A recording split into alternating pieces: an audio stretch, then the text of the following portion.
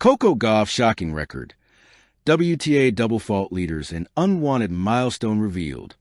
When Coco Gauff first burst on the professional tennis landscape at just 15 years old, she carried with her a storm of expectation, a glow of possibility, and the unmistakable aura of a young athlete destined for greatness.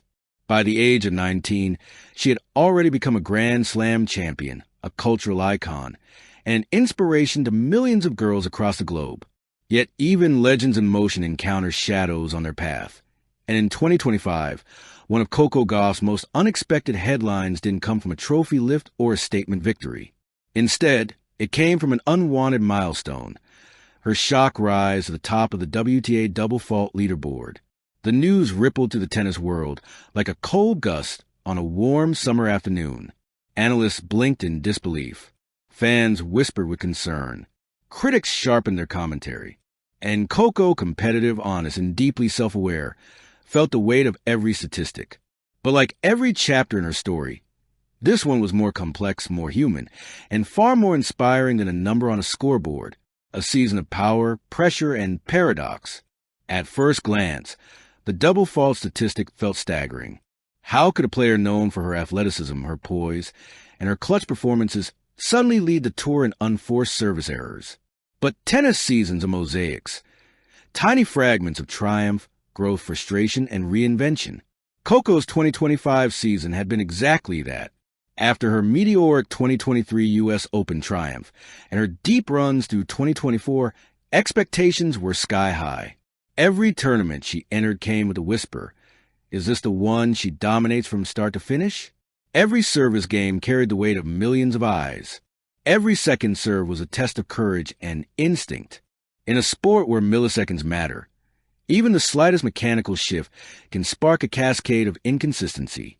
Coco had been adjusting her serve all year, aiming for more power, more spin, and more strategic unpredictability. Her team believed her ceiling was even higher, but progress sometimes comes with turbulence.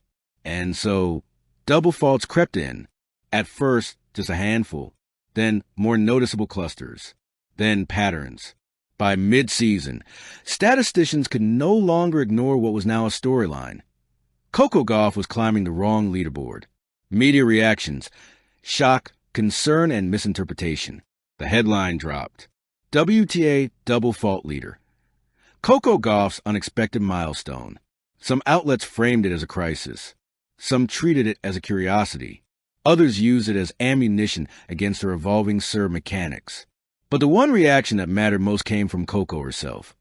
And was unmistakably Coco, honest, grounded, and fiercely unshaken. She stood before reporters with a calm posture, her braided ponytail catching the light, and said, "If this is the lowest part of my season, I'd say I'm still doing pretty well. I'd rather double fault aggressively than play scared." It was a statement only true champions make. She wasn't avoiding the problem. She wasn't sugarcoating it. She was owning it, understanding it, and, most importantly, using it. Because what critics sometimes forget is that athletes aren't statistics. They're stories. And Coco Gauff's story was still being written. Inside the numbers, why Coco's double fault skyrocketed. Behind the headline, several key factors played into the trend. 1. A riskier second serve strategy. Coco was working on adding a heavier kick, building a second serve that could push opponents off the court. But experimenting under match pressure can be messy, and she wasn't afraid of the mess. 2. A more aggressive playing style. Her improved forehand and court positioning demanded a serve that complemented her new approach. More aggression equals more reward, but also more errors. 3. Mental load of a global icon. Between sponsorship shoots, growing fame, and constant travel, Coco carried an emotional and psychological weight most adults struggle with, let alone a young woman still growing into herself. 4. Opponents forcing pressure. Players studied her serve patterns more than ever. Under pressure, even the best can falter. 5. Natural growth spurts in technique.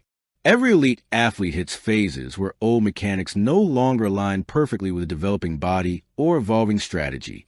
The story wasn't simply double faults. It was transition, growth, and evolution. The turning point, a private practice session that changed everything. There was a moment, quiet, unseen by cameras, that would shape Coco's response to the milestone. It happened in New Orleans, her adopted second home, during a late-night training session after a particularly rough match where she double-faulted 14 times. The courts were lit only by the buzzing lamps overhead, and the air was thick with the city's humid warmth. Coco stayed alone after her team packed up their equipment. She bounced a single ball over and over, staring at the empty baseline. Then she served. Once, twice, 10 times, 20, 40.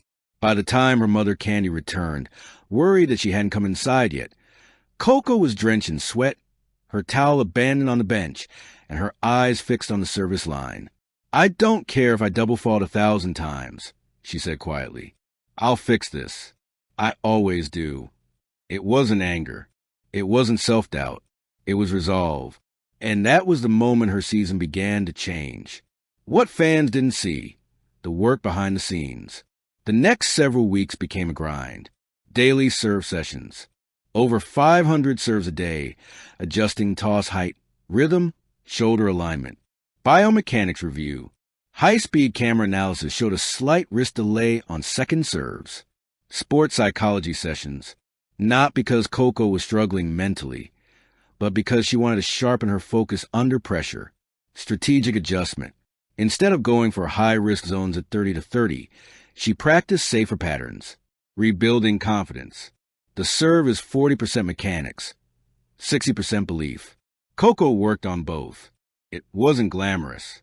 It wasn't broadcasted, but it was transformative. Fans react, from concern to fierce support. Tennis fans are passionate, emotional, and deeply invested in Coco's fan base.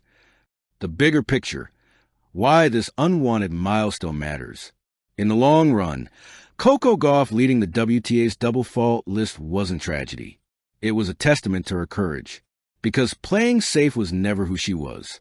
She was a girl who fearlessly challenged Venus Williams at 15, the teenager who conquered New York with grace, the woman who now embraced flaws as fuel. Her journey reflected something deeply human. Growth isn't linear. Numbers don't define destiny. And the courage to take risks often leads to greatness. A new chapter for Coco Gauff. As the season concluded, Coco stood at a press conference and addressed the milestone one final time with a smile. "If my biggest problem this year was missing too many brave serves, then I think next year is going to be special." Reporters laughed. Fans applauded. The tennis world nodded in agreement, because everyone knew, that Coco's spirit was far stronger than any statistic. Her double faults weren't signs of decline. They were signs of transformation. And perhaps years from now, the storyline won't be that Coco Gauff once led the WTA in double faults, but that she turned that unwanted milestone into the spark that ignited the next era of her greatness. Thank you for watching. Please don't forget to hit the subscribe button, like, and share. Till next time.